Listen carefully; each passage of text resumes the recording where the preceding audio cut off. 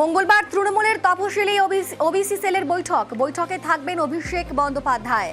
মঙ্গলবার নজরুল মঞ্চে বৈঠকে অভিষেক বন্দ্যোপাধ্যায়।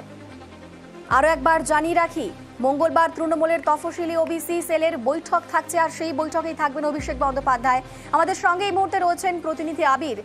কি নিয়ে এই বৈঠক, কারা কারা থাকবেন, সেখানে কি জানতে পারছি?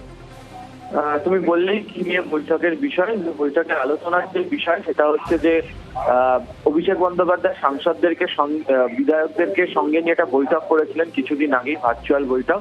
সেখানে তিনি নির্দেশ দিয়েছিলেন জেলা সংগঠনের এবং বিধায়ক যারা রয়েছেন তাদের নিজ নিজ এলাকাতে যারা এসসি এসটি ওবিসি রয়েছে, যারা তৃণমূল কংগ্রেসের সঙ্গে প্রত্যক্ষভাবে জড়িত বা যাদের জনসংযোগ করার দক্ষতা রয়েছে, প্রত্যেকটা ব্লক ধরে তাদের একটা তালিকা তৈরি করতে। লোকসভা নির্বাচনের ক্ষেত্রে তাদেরকে প্রচারে ব্যবহার করতে চায় হচ্ছে তৃণমূল কংগ্রেস।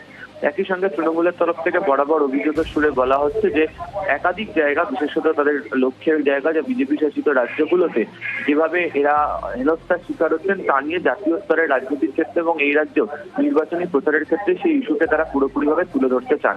সেই কারণেই হচ্ছে মূলত বৈঠকের আয়োজন করা হয়েছে। 11টা থেকে বৈঠকটি হবে। বিধায়করাও হাজির থাকবেন এবং তারা যে নামের তালিকা প্রস্তুত করেছেন ব্লক ভিত্তিক, তারা ওই বৈঠকে হাজির থাকবেন। সেখানে অভিষেক বন্দ্যোপাধ্যায় বক্তব্য রাখবেন। লোকসভা নির্বাচনে এই রাজ্যে অন্তত এসসি এসটি ওবিসি যে সংগঠনের বা তাদের ভোটের একটা ভূমিকা বিভিন্ন লোকসভা কেন্দ্রিক রয়েছে, ফলে সেই অর্থে দাঁড়িয়ে এখন থেকে তাদেরকে বার্তা দেওয়ার চেষ্টা এই বৈঠক থেকে হবে বলে তৃণমূল সূত্রে খবর। ধন্যবাদ আবির।